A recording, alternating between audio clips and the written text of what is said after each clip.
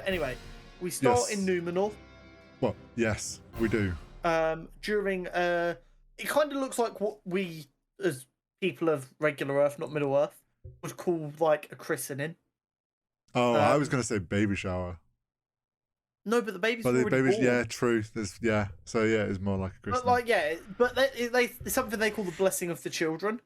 Yeah. I was like, oh, this seems like a really weird Opening. event to be having when you've got like an elven prisoner for the first time in a long, long time.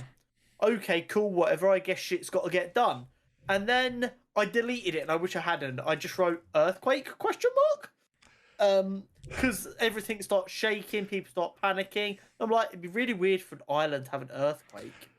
So, and then you just see this big fucking wave come over. So you won't have any clue about this. And this was something I held off on talking about last week when we were talking about Numenor. Because I was like, it's an important thing that comes on. I didn't want to like spoil something that's going to come along.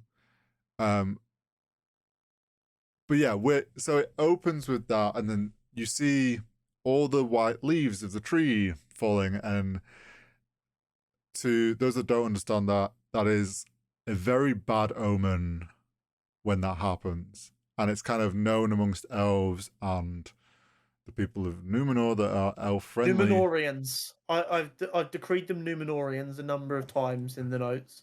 Oh yeah, you have. I don't actually remember what they have a. It's got to be Numenorians, right? I don't know.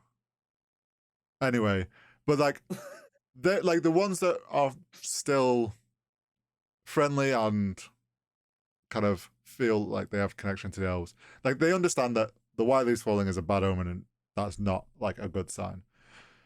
Bit of a kind of hint to what happens later in the episode. But I saw that and I was like, this isn't good. And there's the earthquake sounds, and I'm like, wait, they're not doing this now, are they? I feel like this happens. I was like, I'm sure this happens way later. Like, I was like, have we jumped again? And then it's like this. She steps out onto with the child. I'm like, why have you still got the child? Yeah. In my head, what the fuck are you doing? I'm like, all the people are running away, and you're just taking this. You're just stealing this woman's baby. And she goes outside, and you see giant tidal waves and what is the sinking of Numenor, which tsunami. Which she then, as she gets hit with the water, she wakes up and you realize it's a dream. Which I think, as it was coming to like progressing, I was like, surely this is some sort of like vision or dream or something, and then it was. But it is a vision to the future of Numenor. So they don't manage to avoid that vision. Because obviously her thinking that she's going to avoid the vision is what makes her make her decision later on. Mm-hmm. Anyway. Yeah, she wakes up. Yeah, so she wakes up.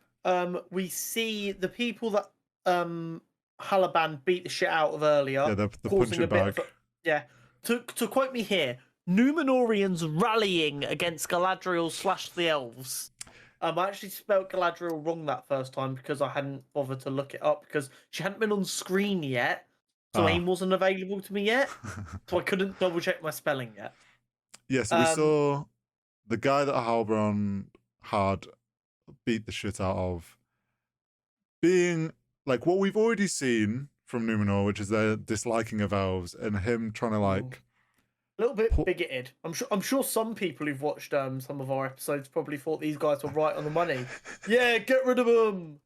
Fucking elves. Talking about, but the way he's presenting the elves like they're gonna come along, they're gonna steal our jobs and our craft and our trade, and they don't sleep and they're undying and like wavering, that they don't need to sleep and rest. It's like, well, the elves are never gonna do like that. That's not in any interest of the elves to come along and do that. So like you're kind of a weird stretch. And then we see Pharazôn with his son having a little bit of back and forth, like talking about wise people.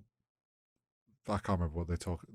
His son says something to him, and then his father's a bit like, "Oh well, wise people would do this, whatever." And he tells him that there's a bit of a stirring amongst the people. So Pharazôn Okay, so I rewrote my next bullet point like 4 times because I wasn't sure what was happening. Okay. So originally I wrote Farazon is trying to quell the peace and like calm people down and be like it's not that deep. But then I was listening to it, I was like, no, that doesn't sound like what he's doing. So I rewrote it to what I left there, but I did back and forth a little bit. So what I wrote down was that he's trying to like capitalize on the situation to try and get power for himself. Yeah, so he in his speech, like he talks about I think he says the descendants of Edain, I think is what they're called, which is the men of the first age who sided with the elves and who were like their founders. It's like talking about them being descendants of that and like they're good people, and then talks about all that they've achieved and kind of like your typical we have nothing to fear, like look at how good we are Yeah. sort of thing. Something that kind of they then, after he does that speech, and obviously all the crowd, and then he offers them all free drinks, and who doesn't like a free drink? He walks Are into the humans still. crowd up to that guildsman guy, and they kind of share a weird bro hug sort of look. And I don't know if you remember, but when we first saw those two characters, they were stood together when Galadriel first arrives, and they're all in that hall having like drinks and talking and stuff. Oh yeah. So I'm wondering if There's they're something actually mischievous afoot. yeah, there actually may be more something going on between them that they're more allies, and sort of he was setting the crowd up and like rowdying them up in a way that then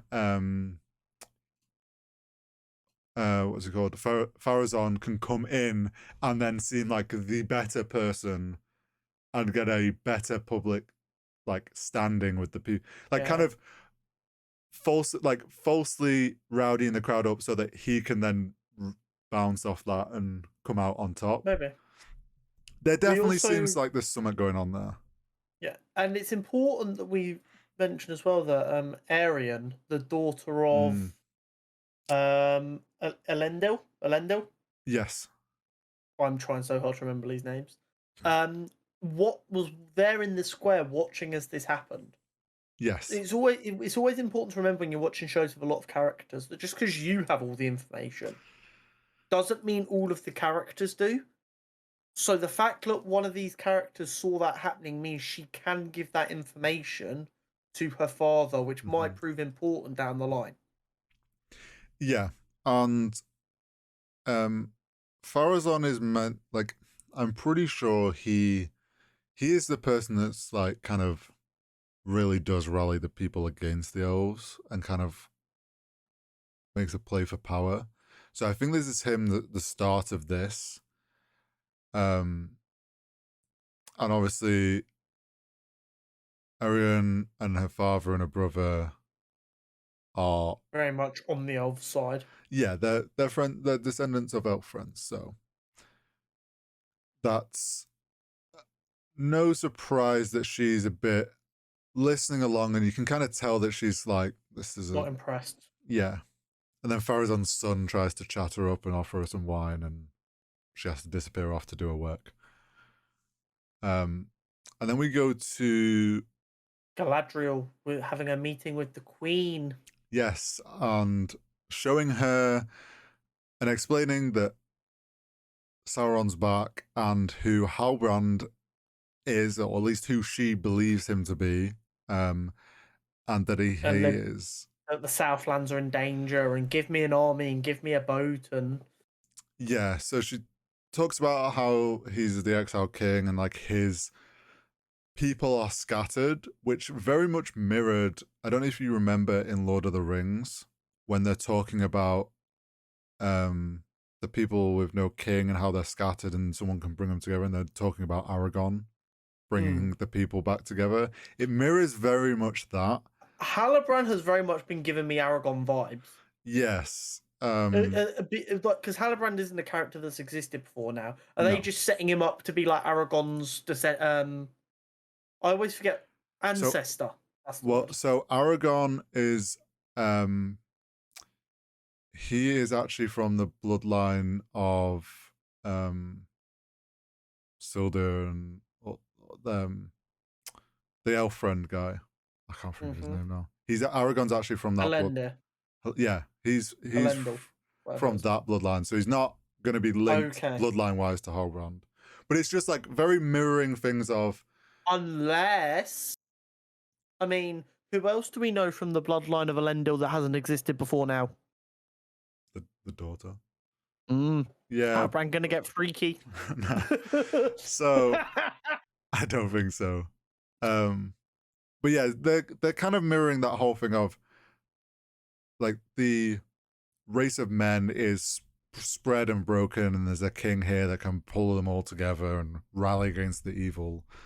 And that whole talk kind of then ends with the queen not really believing her and standing her ground, saying she won't help, and then Galadriel demands to speak to the real person in charge, the king, which, safe to say, goes down like a lead balloon, and she gets herself thrown in jail. Well, these are my 3 bullet points for that meeting.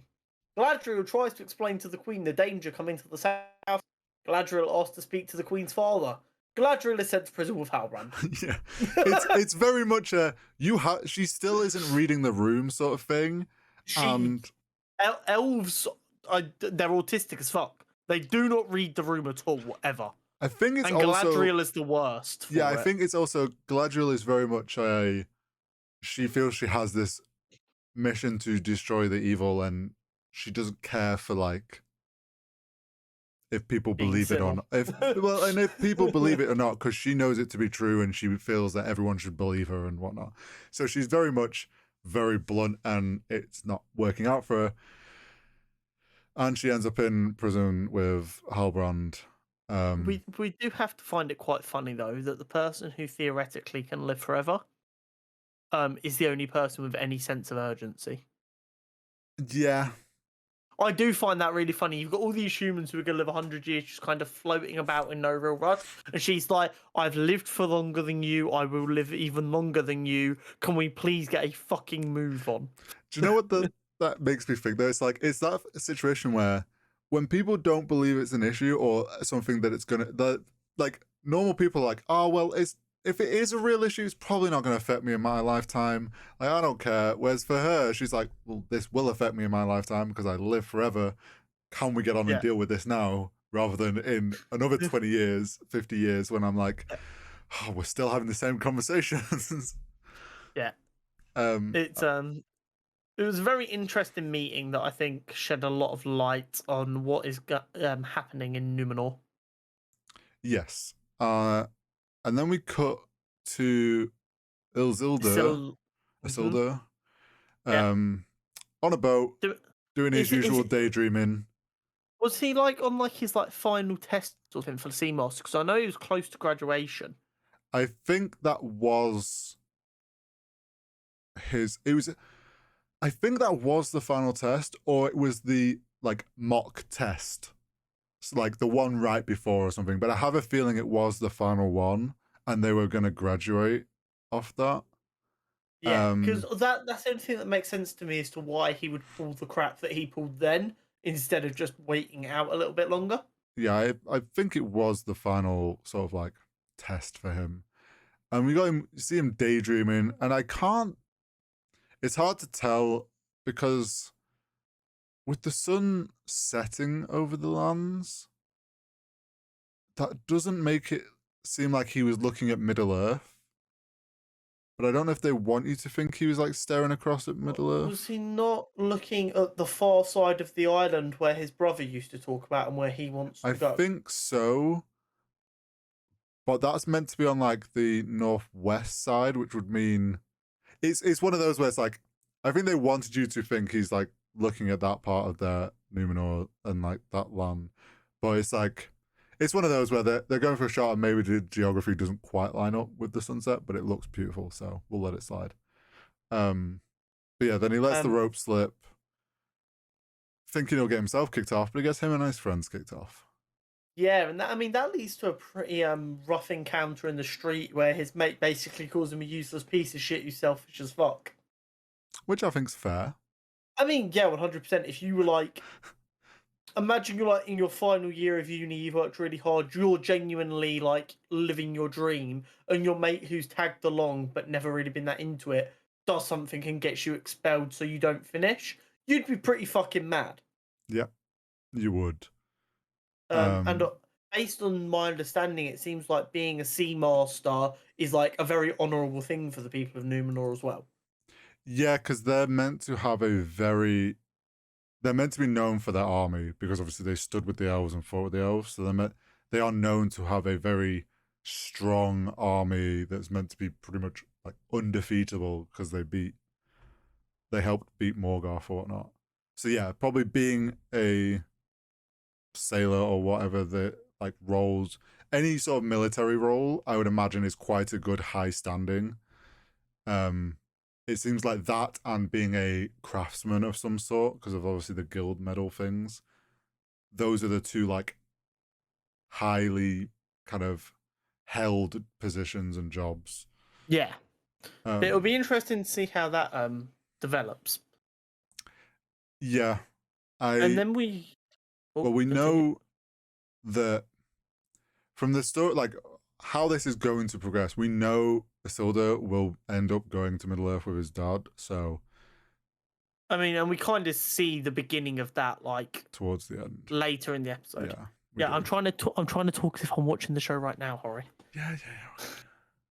Because there are some questions in here that like kind of get answered not that long after.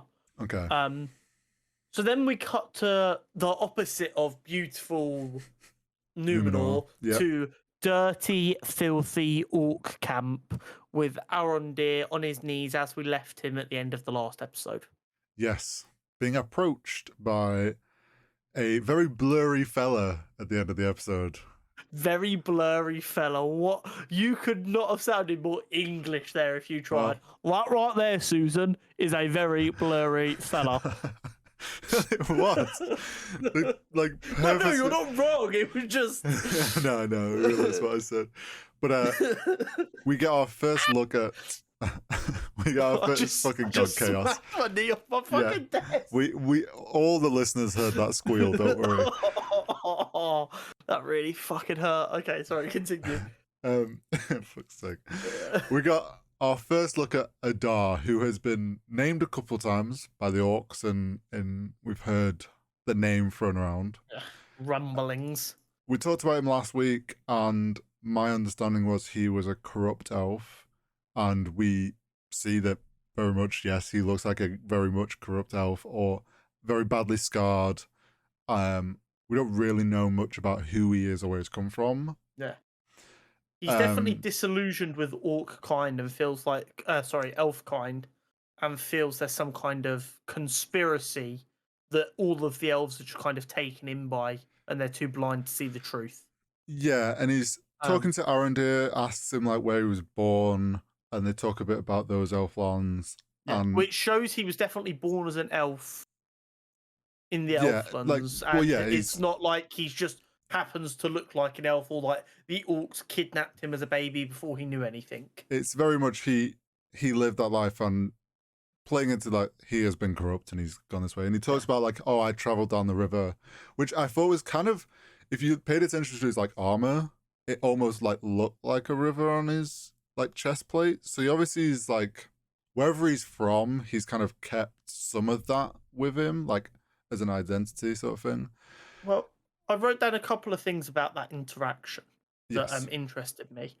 So my first question, which it sounds really funny, but like this came to me based on the interaction he had with the orc who was dying. Mm-hmm. Adar is like orc Jesus. Okay. I know it sounds stupid, but do you see my point? I get your point. We're shown he approaches the orc that got stabbed in the throat, or whatever. Yeah. And I think he kneels over him. He puts his hand on him. He talks to him, comforts him. The orc seems like happy to see him, and then he like essentially does a mercy killing. Yeah, you think, is he going to try and like heal him or something? And then no, he just puts the orc out of his misery. Which, I mean, also didn't surprise me that was like where it went. Yeah, it's very orc-like behavior, isn't it? He very much seemed like, so the orcs are obviously evil creatures. They have always served some sort of evil leader, I'm pretty sure. Or like They are they a minion race. yeah, so it kind of makes sense to me that Adar is obviously kind of somehow has proven to them, or because he's an elf, like they've seen him as this like leader and powerful person, which is why he's so much like an orc Jesus. Like he is, like they see him as a very powerful evil thing. And he mentions Arondir asks if he does it. I think Arondir says, "Do you think you're some god or something?" Yeah, it was at that point I wrote, I went, "Oh my god, I'm right!" And then I went and wrote my next question, which is because Adar responds and goes, "No, not yet." Yeah, he says not yet. So, I mean, Adar's trying to become a god. So, I mean, it's more of this shithousery of, "Oh, Sauron could be anyone. Where is he?" Yeah, I don't. I still don't think this is. I don't think this is going to be Sauron. I think this is. I think Adar is someone who is trying to capitalize on this fact that they're like there's evil brewing, and he is maybe going to be someone who thinks they are like taking control and like building something bigger, and then Sauron's going to come along, whoever they are, and actually be like, get the fuck down, bitch. What I think is happening, and again, I know nothing of the lore, so there might be stuff that very easily shows that I'm off there. My thinking is we've got lots of evil forces at work, Mm-hmm. and Sauron is then going to essentially use the power of evil that they've all created to come and just go, okay, you've all done my hard work without even realizing it. Boom, that's mine now. Dead, dead, dead. I take all your power. Essentially, I think Adar's gonna definitely be like the main foe for a little while, and whatever he's trying, like he's hunting. We realize now he's clearly hunting for the blade because one of the orcs tells him, "Oh, the blade's in the tower," sort of thing. We're jumping ahead again. Well, it's not. It's in that scene when they no, it's not. at the end of it, the orc tells him there's. No, it's not. I thought it's after he sends Adar off. Nope. You're jumping ahead. What, the orc telling? This man asks for all my notes and then doesn't even use them. Bounce between your notes and my notes. The scene ends with him giving Arondir a message, but we don't hear what the message is. So they have a bit of a conversation. He's like, "I'm going to send you to the humans in the tower." Because he knows that's where the humans are, but he doesn't know anything more than that. And he goes and send them a message, and then it cuts. So we're kind of left there like, "Oh, what's the message?" Or they just go drop off the dead Arondir body at the tower for the humans to see. Blah blah blah blah blah. And then we cut to the humans entering the Elf Watchtower.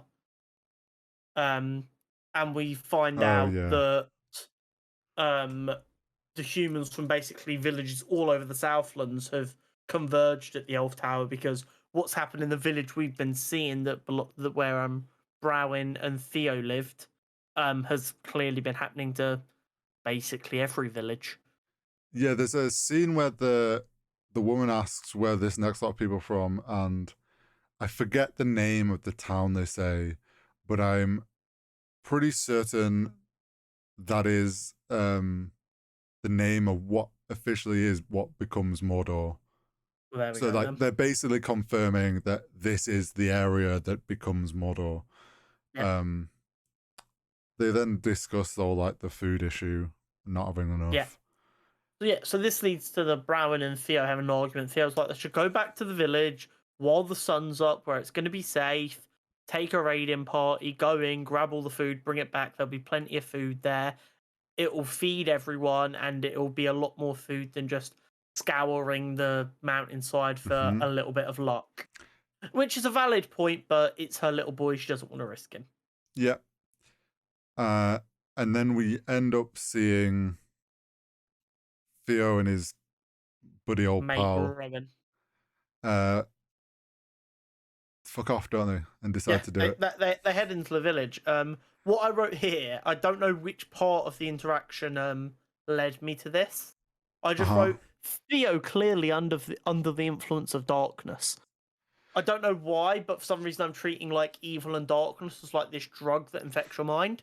Okay, Um, so but like that I kind of bit where he's like, "Oh, stop being such a soft belly," very much just screams like that hilt that he's keeping on him is just slowly now there's eating at something. him.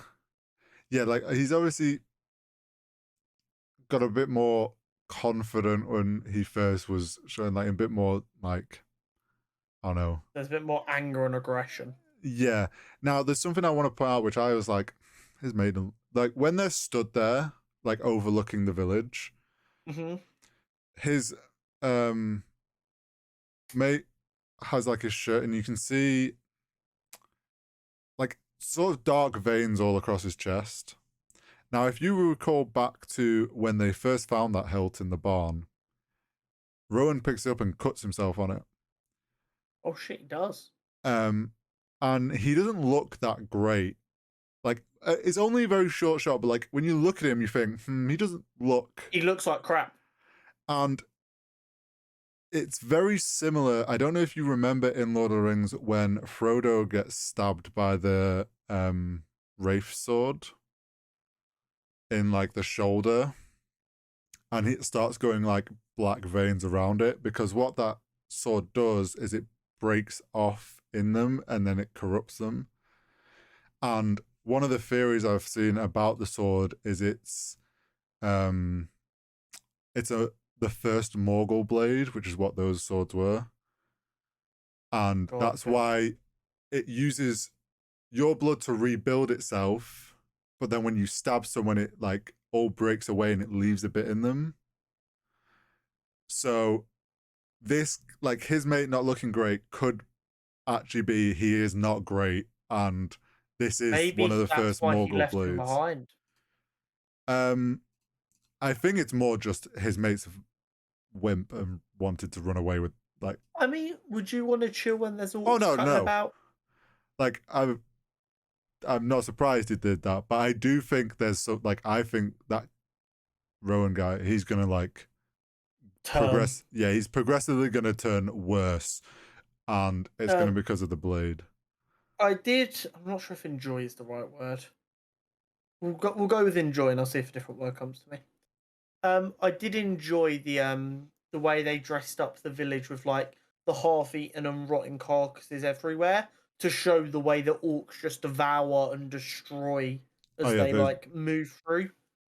they just smash up everything and eat what they can, and Yeah. very rabid and I think that whatnot. was a brilliant way of kind of selling like the trail the orcs leave behind. Yeah. And they've pretty much collected everything, and then he's like, "Oh, let's go. I want to go in the pub and check the tavern or whatever." Which is obviously a bad idea. In any kind of horror-esque genre or scary moment in anything, do not go in or out of doors. Yeah, Do and not split up. Do not go up or downstairs. just Very don't easy. it's just don't split up. And like if you can, like if a door closes behind you, like it's in instant red flag, because he goes in the tavern and he's searching around, he finds a bag of grain or whatever on the floor, and then the door closes and you think, well, oh, here we go, this is where it's all going to go wrong. Which it does. There's a orc, and Theo instinctually Hustle. just stabs the hilt, like the pommel of the blade, as he Yeah. has done before, into his like fore. I think he did it before. No, he only bled into it, didn't he? Yeah. But like he stabs it into his forearm, and it like regrows the blade, and the orc goes fucking mental because he's like, "Holy shit, it's the blade we've been fucking looking for." Yeah. That's why they're still in that village that has no resources left because they're looking for this blade because they know it should be here somewhere. Yeah, they've obviously sensed it or whatnot, or this was the last place that they sensed it Yeah. being. So we got to see Theo fucking about with the sword more, which I do agree, I think is corrupting him. Oh, 100%. Every time he uses it, he gets more aggressive and It's this sense. It's the whole thing of power corrupts men in Lord of the Rings. Of like this kid's feeling like the power that he gets from having this sword and how powerful it is, and he's like, well, only I want to use it. And there's the whole them having a bit of a tussle and a fight. And then Theo fucking books it because he doesn't know where. Not Theo, Rowan books it because he doesn't know what Theo's doing. yeah. Which is that then when? No, it's later on then that the mentions is to Ardar that. Yeah, you're still trying to jump ahead here. My brain's so they forgotten. have their fight in the bar. Yeah. Theo, after a little fight, runs outside, jumps in the well. We don't see him jump in the well. Oh yeah. The orc follows out and shouts to all the orcs, "The boy's here, the hilt's here. No one sleeps, no one leaves till we find him." Typical orc behavior. Yeah. Then the orc has a big old drink of water from the well, throws the bucket back down because he has no respect for anything. Hits Theo on the head, and Theo, like an idiot, goes, "Ow!" Yeah. So the orc checks back over, but Theo's ducked his head under the water quick enough, and then he comes back up. The orc doesn't think to like wait for a minute because people can hold their breath. That's fine. Orcs aren't known for being intelligent, so I'll let him off. And that's where we leave that at that moment. Before we start, I just want to say the prosthetic work and all the costume for the orcs, incredible. What I will say is, while all the prosthetics are incredible, them few moments where they do go pure CGI become more noticeable because of it. Yes, and I'll explain what I'm talking about when we get to it. But there is a scene where they use more CGI than like when you're actually seeing the orc fully, and it made it more noticeable, unfortunately. But I mean, for me, that's not something that bothers me personally. But in them proper shots where you like see the orcs, phenomenal. Yeah, I'm a big fan of prosthetics with CGI touch-ups, a la George Lucas. Yes. So then after that, we cut back to the Elflands. I wrote the Elfland because I, at the time, didn't know the name. Were they in Linden? Yes. Where we cut back to Elrond Celebrimbor discussing Elrond's father. Yes, I think that is that Linden. I think that's Linden. I'm trying. Because I know later on Durin says that he's going with Elrond to Linden. I assumed it was the same place. I think so. I'm not 100% sure. I'll tell you what, Lord of the Rings Ring of Power fans, if we're wrong, let us know in them comments. I forget the city names. We go back to I was gonna say Lindor then, like the fucking chocolate sweet Linden, where we see Elrond and Celebrimbor. Yep. Fucking elves. And basically, in one of these things that leads back to what I didn't know until a couple of weeks ago, but you explained of Celebrimbor is definitely being corrupted but doesn't know it, and that's why he's working on this project. He just out of fucking nowhere decides to bring up Elrond's father to like put him on his back foot. Well, so we start off by getting that opening shot of the dwarves absolutely smashing it already. They are building that shit fast. And it's huge, this tower that they're building, this like tower forge. And you get like Elrond turns back around and he's like, "Oh, it's great." Basically being like, "Oh, people working together." Yeah, dwarves and elves working together. And that's when Celebrimbor brings up that about Elrond's father, of which Elrond... it's almost like he wanted to distract Elrond from looking at the project too much and asking questions.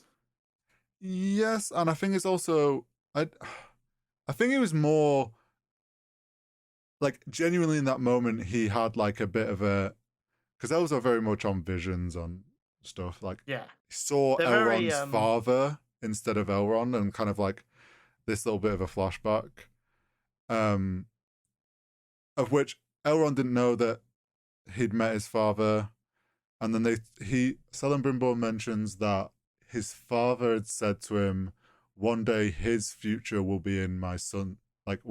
Your future will be in my son's hands. So do I get the impression, and again, as we've said, I don't know a lot about this universe. Hmm. Are we to understand that Elrond feels very insignificant compared to his father and what his father did? Yeah, his father was played a very important part in the history of things. I can't remember exactly. In those like first age, and it's one of those things where like you're living up to your father is a very wildly known, like played a huge part in the first stage, like trying to live up to those shoes and find your place, and that like after your father's legacy is like obviously going to be difficult, um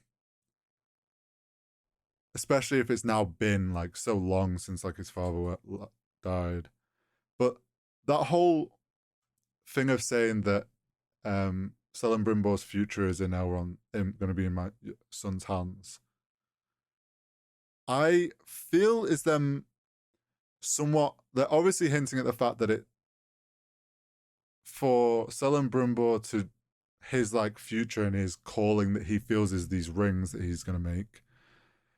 For this to be possible, he's needed Elrond to get the dwarves to make the fort. Like a lot of that, really, it's come down to he's needed Elrond to make this a possible. Oh, see, I took it differently, and this is interesting. I'm not saying I'm right, but I like to look for like the things in media they like to put in there to like tell you the story without saying anything. Mm-hmm. I took that more as we know Celebrimbor's been like corrupted, but doesn't really know it. Mm-hmm. I took this more as his subconscious brain that is aware something's not right, trying to like plead for help. He's like, Elrond, something's not right, and I remember someone telling me that you would be able to help me. And Yeah, it's I like mean, that part of his brain that knows what's going on, going, I need help, but I don't know how to ask. Um, it that's could what I be took that it. as. It could be something more down the line once the rings are made and there's like some decisions made. It's like on Elrond to do something.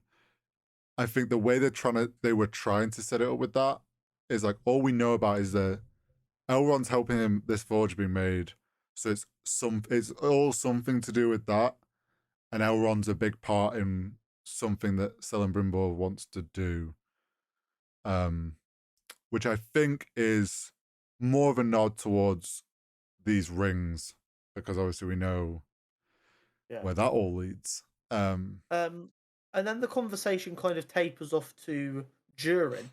Oh yeah, he's like Durin's avoiding me or something. Yeah, he's like, have I done something to upset Durin? Because I've not seen him. Is he like not happy with the arrangement? Is he angry with me personally? He's basically asking, is he against the project or is he against me? What's going on? Yeah, and Um, you also have to remember, like, he originally was probably hoping to go in the mountain when they first went there. Like, that was the original plan, was they were going to go in and discuss him. So, and he has this admiration for the dwarves.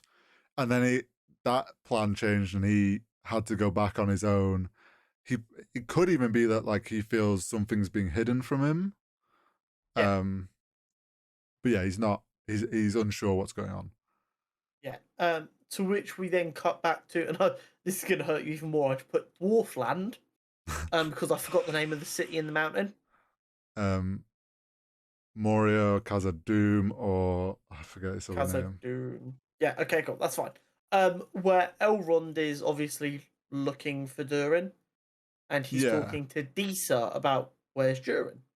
Mm-hmm. And Lisa tries to lie by saying Oh, he's down Disa in does the a chasm pretty mines. good job of lying. I mean, yes and no. Because she says, oh, he's down in the chasm mines or whatever. And everyone's like, oh, then why does he not have the tools that he would need for that? And why are you making his favourite meal? Because he'll be gone for 2 days if he's down there. And then she does a good job of like doubling down to get Elrond to Yeah. back off a little bit. She But thinks quick on her feet. yeah, but I mean, it's still not enough because after their conversation, in which we believe Deezer has successfully um, evaded Elrond's suspicion, we have Disa and Durin discussing the progress in this secret mine. that was alluded to in episode 2. Yes, we think that's all good, and Elrond's been like we as the viewers feel Subdued. like, okay, Deesa said like where he is. There's a bit dodgy, but it kind of makes sense. So we're all probably thinking, okay, that's where Durin is. Then we see her walking across a bridge and meets with Durin, and you're like, oh, okay, he's back. And they're discussing, and you don't really like, you're finding out actually what's going on. And then for the first time in this show, we kind of actually see some of the mystical abilities of elves, or kind of like that they are have higher abilities, and we get like the first kind of representation of elven eyes Yeah. in the way that it like zooms out really fucking far, and you realize that Elrond's been watching them, and because of his elven eyes, like he can lip read from that far. Yeah. He knows exactly what's happening now, or has a better idea of what's happening. Yeah, he now knows where Durin is hiding away. Yeah, exactly. What I did really enjoy is then when he goes down to this mine and you've got the fake door, that the song that the kids were singing in the background of his conversation with Deesa Yeah. was the song to open the door. Yeah, and I feel like it's probably also something just him and Durin have probably shared as friends. Like Durin's used something that is like familiar to him and like a private thing, not really ever thinking that Elrond, who he's probably shared that with as well because he's a close friend, would ever know, like it would ever be a problem. Or ever need to, because his plan was for everyone to not even know there was anything there. Yeah, exactly. Let alone get there and have to try and get by the door. So I think that's a lesson to Durin to be extra careful with his passwords. Yeah. Everyone double check your passwords. Yeah, use 1Pass and all that jazz. Yeah. No. Why are you naming brands? Sorry, we're not sponsored. Sorry. Don't use 1Pass. Fuck them. Whoa, no, we don't mean that. 1Pass somewhere in the middle ground. Anyway, so yeah, Elrond gets in and discovers this mine, to which Durin comes out fuming. Oh, Durin comes out. Little angry stomping dwarf man. Obviously, like Elrond kind of probably thinks he's sneaking around a bit, and then Durin's fully aware that he's there, and because it's his mine, he's probably very in touch with the sounds and everything. Yeah. Elves walk quietly, dwarves read stones. It's a weird world. Yeah. Yeah. And they have their bit of discussion about what the fuck is going on here, and Durin says to Elrond, if he's going to explain, he has to take this oath. And I don't know if you quite realize like how important an oath is. Like oaths in Middle Earth aren't just like a verbal thing. Like they actually hold weight. And so when he talks about like sorrow will come to your kin and all that like jazz, all the bad stuff that he threatens if he does break this oath is stuff that would actually come true. Okay, cool. Like that. I mean, that's kind of how I treat pinky promises, to be fair. It's like if someone breaks a pinky promise, I'm coming for it. In this world, like them making that oath, like that oath holds weight. So and Elrond knows that, and that's why Durin can actually trust him. Yeah, because he's willing to take it, and it's like, well, if he breaks it, that all that bad luck and whatnot is going to come on him. So he then explains to him that they call it, what was it, grey magic? I can't remember what the exact name. He shows him the new ore. Yeah, he shows him the new ore, which a couple episodes back I discussed about. I wasn't sure if this was going to be a Heartstone, like what we saw from Thorin and in the Misty Mountains, or it could be Mithril. Reading more into it, I realized it was probably going to be Mithril because it is the obsession of mining more Mithril that leads them to mine deeper and deeper. And so I don't get dwarves. Okay. Are they? Is this the kind of thing that like? So you know how we say like men in Middle Earth are addicted to power? Yes. If a dwarf mines something of value, do they get like addicted to mining more of it? So dwarves are very, very like a power of a dwarf and like their like how powerful they are seen to be is their wealth. Got ya. So that's why there's like the beautiful cities, they're mining precious ores, like a dwarf that like has lots of gold and mines a lot of gold is going to be seen as very powerful and very wealthy, and it's like this stature thing. So them finding mithril, and Which is so and the thing is like the valuable. dwarves always want more because obviously more gold and more wealth and more ores and whatnot makes them wealthier, makes them more powerful. So it's this like chase of power, but through wealth in a way. And them finding mithril, like, yeah, like this is a extremely wealthy ore. They're like, oh well, this is going to make us incredibly powerful dwarven clan. But we have to keep this close to the chest because Which is although why, even though his dad said it's too dangerous, he yes, still did it. Durin sees that it's worth the risk for the wealth and like how much more powerful they'll become as a clan. They call it grey glitter or grey stone or something like that, and he tries to convert it in Elven to Mithril, which Elrond goes, no, it's Mithril,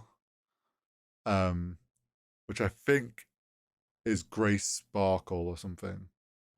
Right. And that's where people from Lord of the Rings will obviously remember the mention of Mithril and the Mithril chain.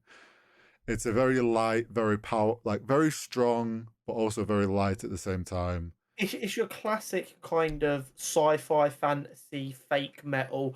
It's stronger than anything. It's lighter than anything. Yes. It's more valuable than anything. It's your tier 5 resource in any MMO. And Elrond says that, goes to give him back, and Durin says, no, you can keep that as a token of our friendship. Which Hey, yo, dude, I just found like a 3 stack of netherite. Well, it's literally Sorry, like continue. he's found a fucking vein of it. It's like, okay, you can keep a little sliver, but I feel like that's gonna play some. There's gonna be something there where someone else discovers that. Yeah, 100%. That's foreshadowing if anyone's ever seen it. Yeah. Oh, don't tell anyone, but here's the thing. You can hold on to that little bit, just like don't lose it, sort of thing. Well, obviously he's gonna lose it at some point. And I think Celebrimbor is gonna find out about it. And the worst possible person. The corruption in him is going to be like a bit obsessed with wanting to use it. So yeah, and then it all gets cut short because the mine collapses, which is the danger that his father talked about. And I mean, that's only a light bit of danger considering we know what they end up discovering down the line in years to come. But yeah, it was kind of crazy that he's like, oh, my stupid dad thinks it's too dangerous, cave-in. Yeah. And then obviously Durin goes in, he's desperately trying to help his men because he's a leader first. But we don't really see anything after that. It then cuts us back to Numenor. It does. Where we come back to Arienne sitting in the square, reading her book. And then a brother comes along. Not a brother. It was Kemen. I thought a brother shows up at one point. In a minute. Oh, is that the next bit? Nah. My brain merges it all together. Don't worry, guys. I pay attention. I just like it all merges and condenses. Yeah, no. So she's reading, then she gets up and she bumps into Kemen, and they spill something. And he's like, "I tell you what, we'll clean this, and then we go for dinner later." And she's like, "No, stop flirting with me. I've got work to do." In fact, my direct line is bumps into Kemen, banter ensues. Yeah. I used the wrong spelling of ensues, but they don't know that. Well, they do now. We then cut to Galadriel in prison. Yes. With Halbrand just taunting her. Yeah, essentially. Just being like, you're an idiot. Just like, do you not see why she got pissed off? And she's Yeah. like, no, but she wasn't angry. And then he's like, okay, when did she get angry? This She's is like, when I mentioned the king, it's like, oh, maybe pull that thread. so something I've noted is this is very much, and it's happened a couple times now with Halbrand, where he will it's sort of scheming, but he'll kind of influence people in what they're thinking about, or like, and he's like telling Galadriel, like trying to get her to figure it out, knowing that she's then going to try and pull something. Yeah. It's like he kind of manipulates people into Doing his dirty furthering, work. yeah, and like furthering like issues and mischief going on. Very schemy, sort of almost evilly Sauron energy vibes of like playing people in a way that they then make decisions that in a way probably benefit him a bit. And kind of like puppeteering a bit. Because there's also what's it called? The guild. Farazon? Yes. Comes in and then Halbrand tells him, oh, you don't want to do anything. Which then probably makes him think, well, yeah, if I don't do anything, this might benefit me. Because that's an elf that's escaped and the people don't. He's like very much puppeteering what's going on. Which it's a lot of bartering. Yeah, and I feel like Halbrand's playing some like long evil game. Which is why I feel like while it's giving us very Aragorn vibes of who he is and like his role, like he is a exiled king sort of thing and can bring people together, he might end up bringing people together for the wrong reason. Is one theory. Mm-hmm. But yeah, they come to move Galadriel. Yeah. To which she then just outplays them because she's an elf warrior. Like, get good, scrub. I've been practicing this move for 10,000 years. Literally, it's just like, well, you thought she was going to come quite late, but this is what happens when an elf actually fights back. Well, it's like the old Bruce Lee comment, isn't it? I fear not the man who's practiced 10,000 kicks once, but one kick 10,000 times. And like, she's an elf, so she's done both. She's practiced 10,000 kicks 10,000 times. Also, like, elves are known as incredible fighters, and it's just like, you're just presuming she's going to come along willingly. When nothing she's done so far has been for anyone else. No, and it's like as soon as she decides that she wants to escape, she can just escape like that, essentially. It's the old, I'm not locked in here with you, you're locked in here with me, from Watchmen. To which she does that, chucks them in and shuts the door, and then she dips, and we cut back to Arion and Isildur having dinner. her brother. Yeah, and him telling that he got sacked. Yeah, he's like, I got kicked out of Seamasters because I'm a dumbass. And she's like, oh, well, at least you can go west now. Always trying to look on the bright side. And he's like, I'm not worthy to go west. Yeah, she's very much always kind of been a bit on his side of him wanting what he wants to do. She's very much just, hey, live your life. If the Seamasters ain't right for you, that's fine. You got to find your muse, you know. Yeah, well, we all know where that goes down the line. So. Mm-hmm. Congratulations, you got your brother and father killed. Jeez. Well, they stopped Sauron. He did. He just then got corrupted by the ring. And then we cut back to Galadriel breaking into the King's Chamber, which the Queen was already waiting for her. She's like, bitch, please, I know your elven trickery. Yeah, she was like, I already knew this was going to happen. And we see the king and actually his current state, and that he is... Which was not good. No. Withered old king that is being hidden because they don't want the public to know that fall of power sort of thing. We then see our first seeing stone. Yes, they have what's the actual name for them? I wrote it Seeing down. stone. It's not seeing stone. Seeing stone. I think they're called a Palantir orb. Yeah, it's something that begins with a P. There's I know that much. 6 others, and I can't remember if this is the same one that. Yeah, I know. I'm pretty sure it is. we've seen one of these before with Saruman in his tower when Gandalf goes to confront him. Yeah. And Gandalf doesn't want to touch it because that one is a direct link to seeing Sauron. Okay, so do each of the seeing stones kind of have like their own thing? Like one shows all the good stuff to come, one shows all the bad stuff to come.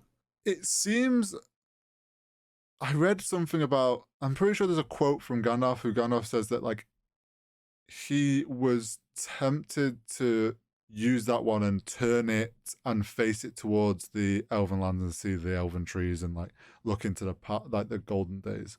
So it seems like you can focus it to look at something, and Gandalf talks about looking at something in the past. I don't know if like this one shows us. So someone lost the instructions, so now it only shows trash futures. Well, it's like a magical thing. So I think it shows something depending on like one who is looking for it and where it is. It makes sense that the Queen sees the downfall of Numenor because that's obviously something that would be of great concern to her. Yeah, so Galadriel touches it and sees the same vision that we saw at the start of the episode with the tsunami dream, I have dubbed it. Yes. And there's talk that the other 6 or whatever, like no one knows what happened to them. There could be some others on Numenor over in the old elf side of things, elf friend side. I have a feeling one must be somewhere in the Southlands of Mordor, hidden away. That is the one that crops up later. We also have Galadriel then using this to try and convince the Queen again, give me an army, give me a boat, let me go to the Southlands. Some of you probably, I don't know if you noticed, there's a point when she's like, they're in that room, there's a few artifacts around on little pedestals. There is a sword that is in shot for a little while. Very elven looking sword that I imagine other viewers will have spotted, and it, although not, we can't confirm this, we can only presume. It looks very much like Narsil from Lord of the Rings, which is the elven sword that's all shattered and gets reforged. Mm-hmm. It looks very similar to that one, and would kind of make sense that it's there because obviously it ends up in, it's the sword that ends up cutting the finger of Sauron off. Yes. So it's got to end up over there, Middle Earth somehow. So there was a little nod to that. There's a couple of other artifacts in the background. There was an axe, which is apparently an axe of some elf from the First Age, some warrior, and there was a swan shield that's also just little Easter egg hints to some of the other lore. And it makes sense that all these elven artifacts of Numenor are hidden above the king's chamber, who was a friend of the elf. Yes, and like it also makes sense that these were left at Numenor as they were friends of the elf and elves and whatnot. But yeah, Galadriel's then trying to persuade. Yeah, she's like, well, you see this, you need to avoid this, and the only way to avoid this is to go and kill the evil. Yeah, and she's like, no, bitch, you're causing this. If I get rid of you, this won't happen. Yeah. Which is a really weird... I mean, this is the problem with, like, prophecies, isn't it? Everyone's interpretation could be different. Well, the problem is, they're told that when an elf arrives again, that is the... She knows that, from her understanding of the prophecy, is there's an elf is going to turn up again, and that is the start of the downfall. And she sees Galadriel turning up. She's like, oh, well, if I get rid of this elf... that stops any, like, this, that gets rid of the elf that's shown up. So before anything can even start to go wrong, not really knowing that the prophecy doesn't really give details about the fact that getting rid of the elf is obviously what causes the downfall. Yeah, is one of the things that starts the downfall. Because what we see is she decides to, she's like, nope, not helping you, and we're gonna kick you out. Yeah, we're banishing you. I'm sick of your shit.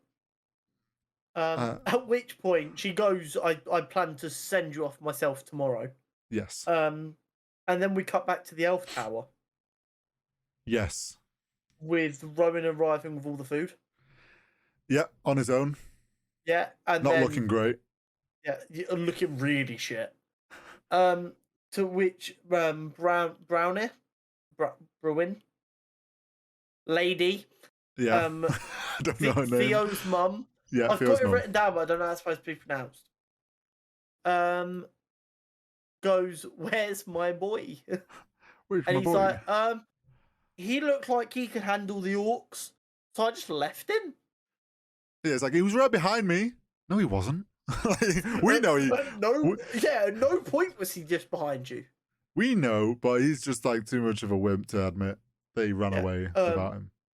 And that was like a really like short scene. It was literally about as long as what we've just talked about there. He turns up with food, goes, "Oh no, he said he's behind me."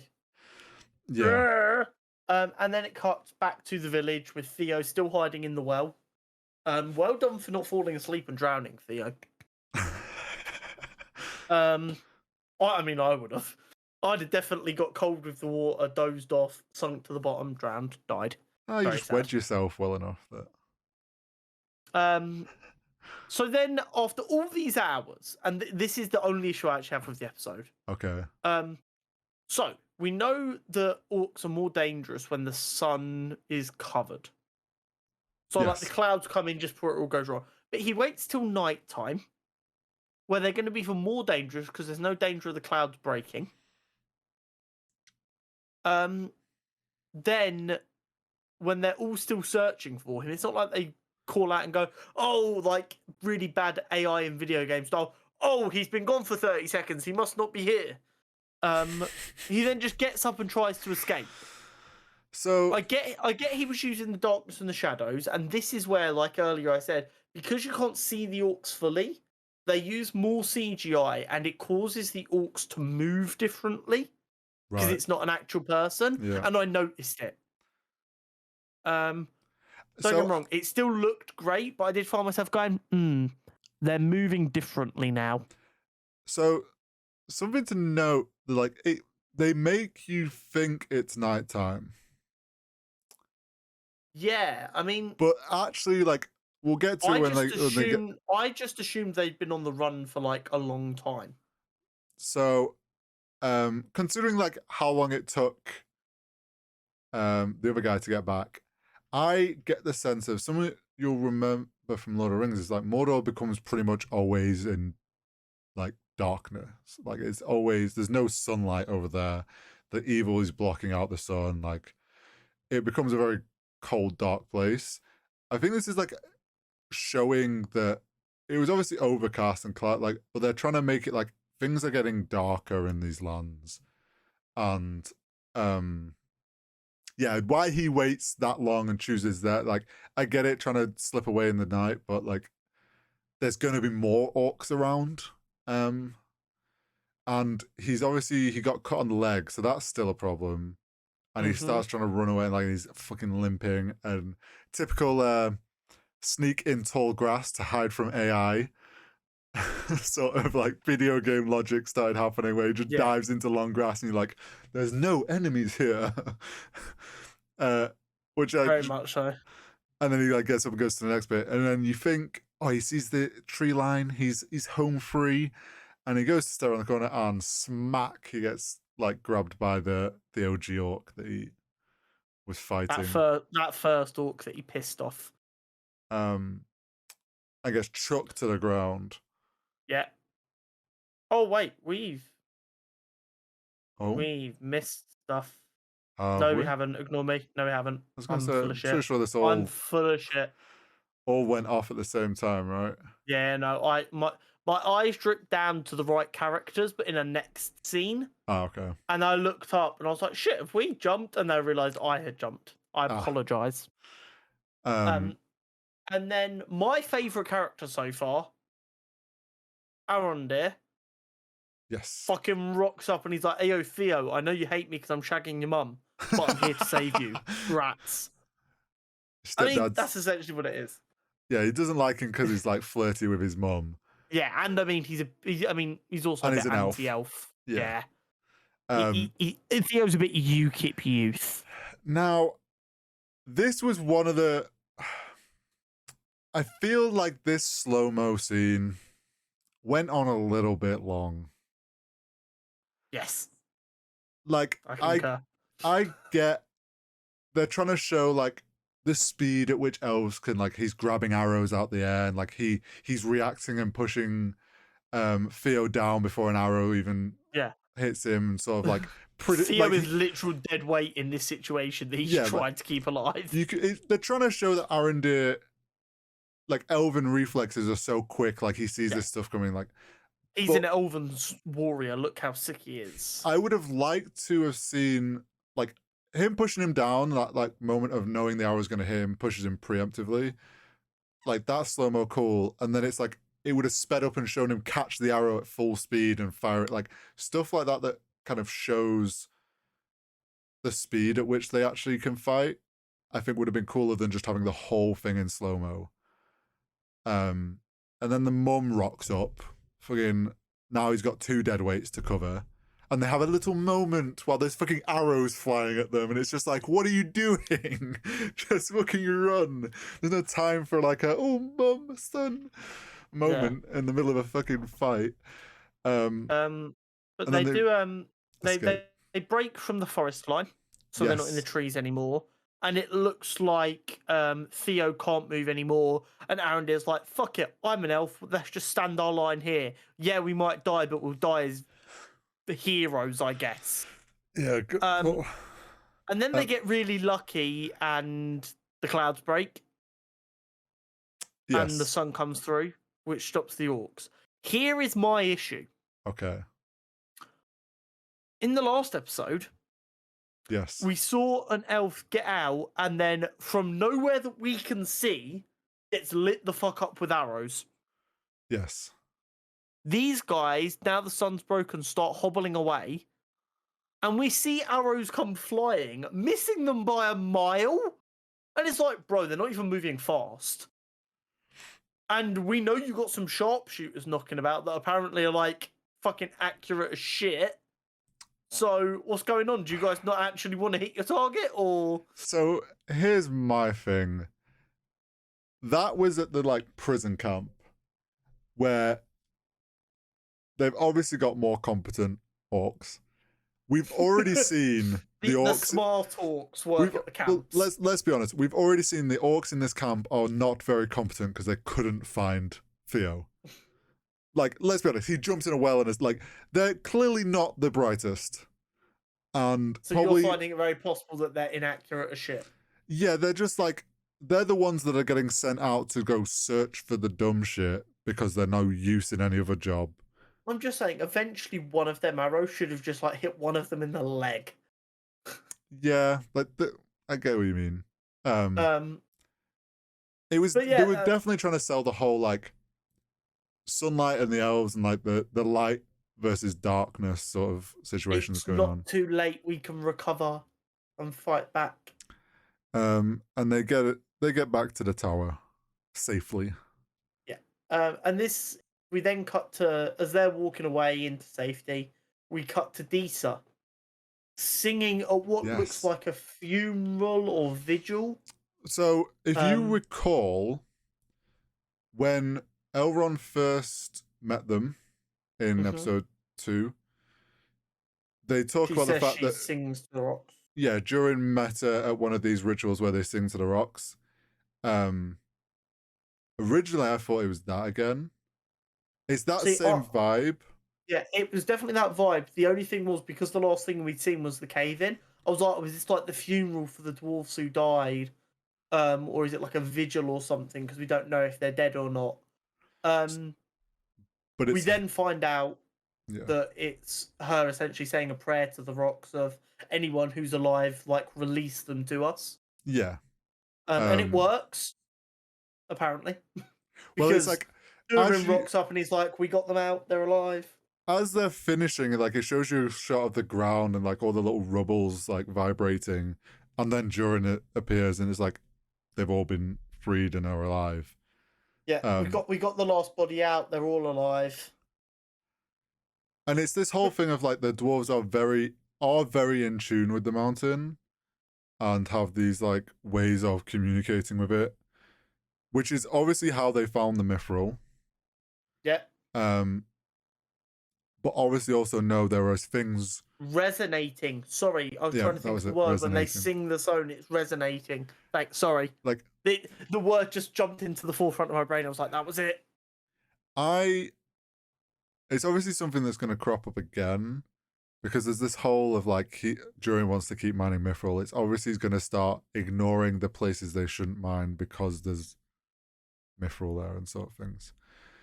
But yeah, then we get a nice little kind of another moment, which is like this thing out of the whole show. I think the strongest kind of storyline going on, and the reason that I think I'm enjoying it the most is this relationship between Elrond and Durin, and the relation we're getting Very, between very the well written. elves and dwarves, because we see this moment of Durin's furious with his dad because he's shut down the mine. Never got to talk to him again. And then Elrond calms him and kind of brings up his father and how he would do anything to just hear his father again and get that chance again. Like showing that yes, you're heated in the moment, but like it's still family is family sort of thing. Yeah.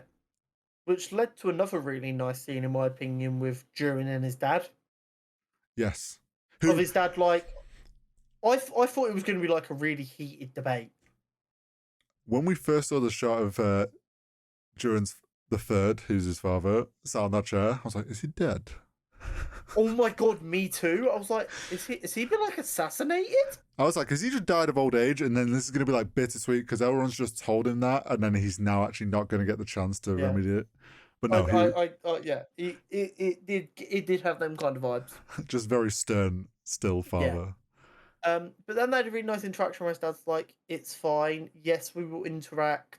And yes, a lot of the time it is in anger, but I love you. I trust you. There is nothing to apologize for. Which I thought was a really nice scene, bearing in mind we've been shown that dwarves are a bit like hot-headed.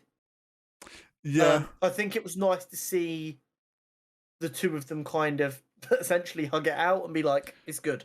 And he also mentions that when the king, every time the king is crowned, the voices and knowledge of those before him flow into him, and sort of says, even once I'm gone, I'm still going to be here with you. Sort of like that knowledge is still going to be here. And they have their little moment. I think it was really sweet. I think it's important to depict healthy relationships. And while that's not necessarily a perfect relationship, it is quite a healthy relationship between him and his dad, being able to be angry at each other, but still like talk openly and not just like have these like half conversations. Yes. And then we end up back at the tower, the Elven Tower. Not yet. They discuss how Elrond has invited Durin to Lindon, and his dad's like, "Go see what you can find out. See what the fuck they're up to." Yeah, they're like, his father asked Durin, he's like, "What do you think?" He's like, "Well, I think there's still something fishy going on." Yeah. Which is I don't think Elrond's hiding anything from me, but something's not right. Yeah, something's going on. So he's like, "Well, go find out for yourself." Yeah, safest way. I trust your gut. You should trust your gut. Go find out what the fuck's happening. Which is this whole like,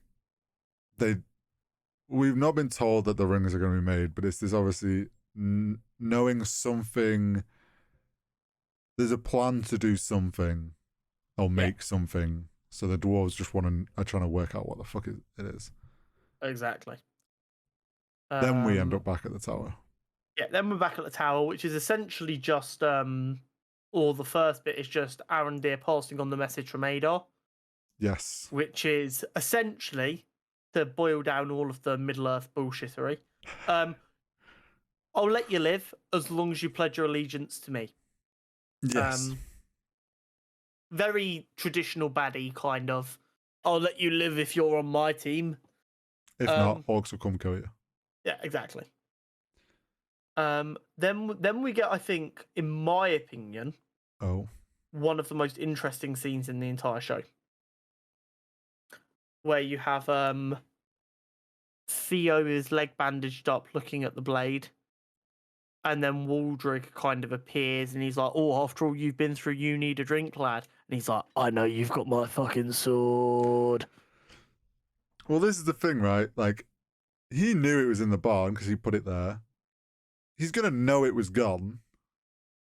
And he's obviously put 2 and 2 together to figure out who had it. And then he shows his arm. He seems to be hype as fuck about the fact that he's got a little kid to help him bring Sauron back. So this is the thing, right? We just got to wait, and then the boss will let us know what the plan is.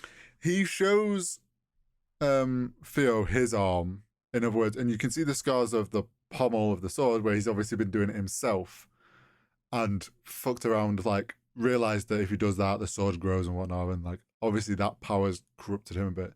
Also, with him being older, probably is a lot more of a remembers, like, Morgoth and being a follower of that, and obviously is more of an allegiance to that, and still never let that go, whether he publicly did or not.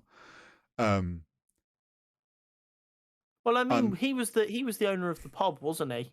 And we know he was very anti-elf.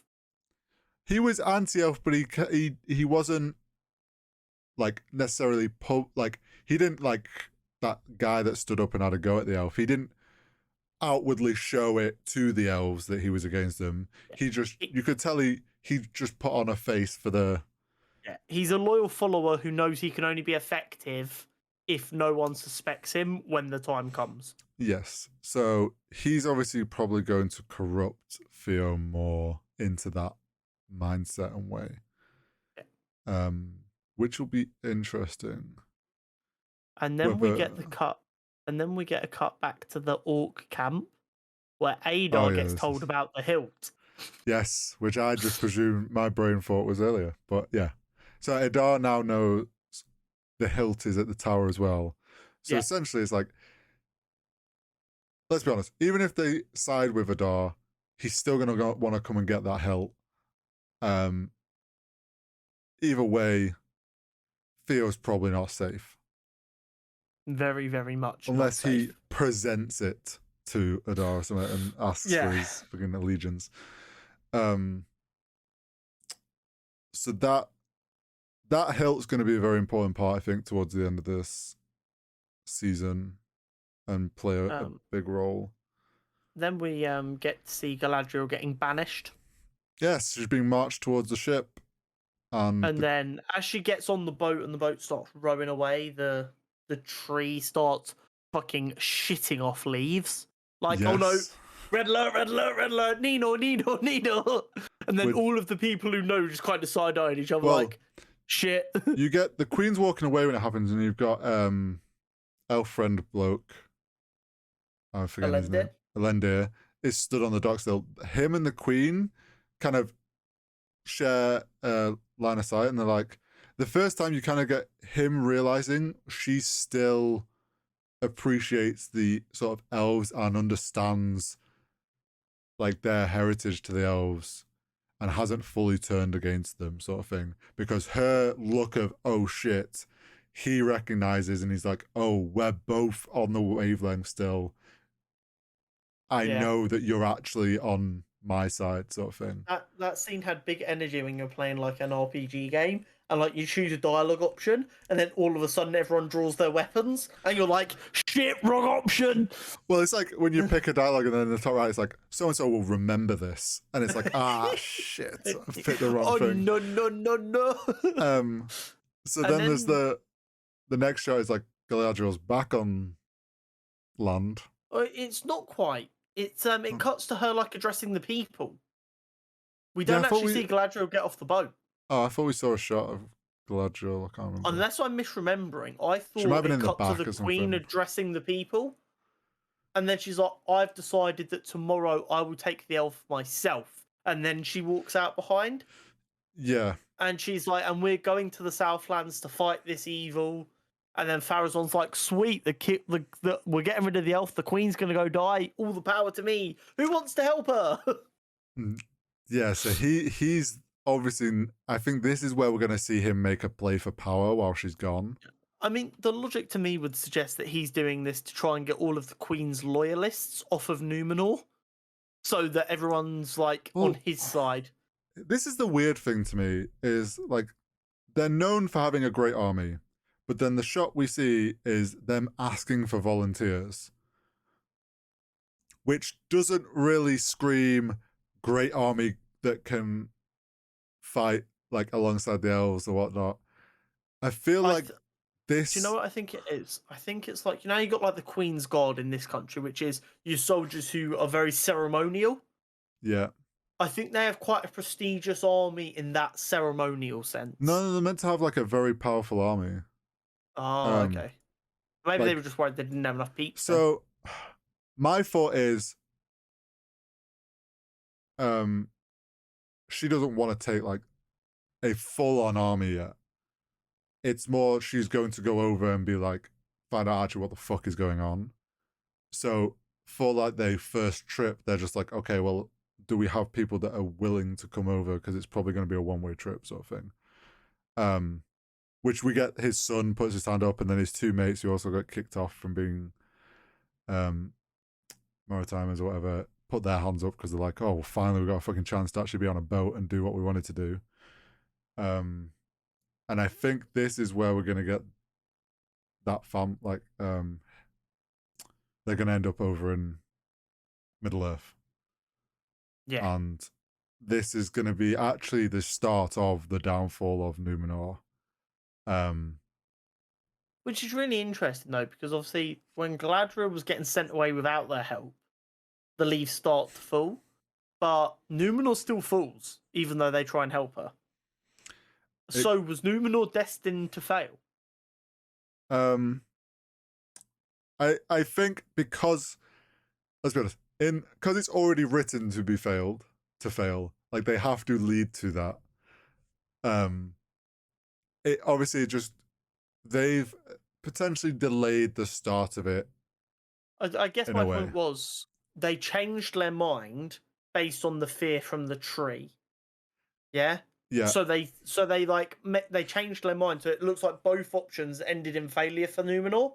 It would have been interesting if the tree didn't do anything, but she like decided to help, and that's actually what led to Numenor going wrong. And like, oh, Numenor should have stayed out of it, and they'd have been safe. So here's what I read it as. It's like, essentially, the fate of Numenor is unchangeable.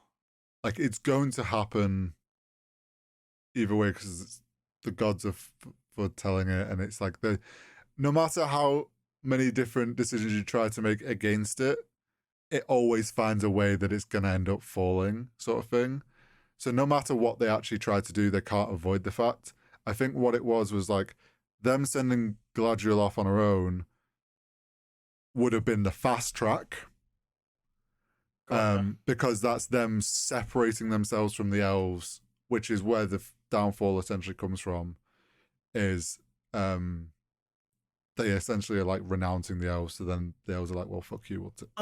For all we know, maybe the queen like stops backing Galadriel at some point, and that's what leads to the fall of Numenor. Well, they start supporting her and then withdraw that support. I think it's going to come from what's he called, Pharazôn. While she's gone, he's going to grow in power, and he's going to take control of Numenor, and there's this like civil war split.